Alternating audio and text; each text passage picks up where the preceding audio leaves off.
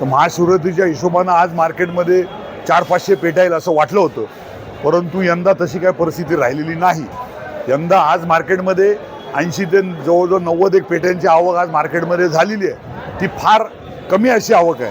गेल्या वर्षी ह्या वेळेला 500 पेट्यांची आवक चालू झाली होती, परंतु यंदा कोकणामध्ये हापूस आंब्याचं उत्पादन फक्त 20% शिल्लक राहिलेलं आहे। फार मोठ्या प्रमाणामध्ये उत्पादनाची घट झालेली आहे। त्याचं कारण असं आहे की यंदा थंडी फार मोठ्या प्रमाणामध्ये पडल्यामुळं आंबा गळून गेला आणि एक मोहर संपूर्णपणे वांझ झाला आणि आता तिथे सध्या थ्रिप्सचा आणि तुडतुड्याचा फार मोठ्या प्रमाणामध्ये अटॅक चालू आहे।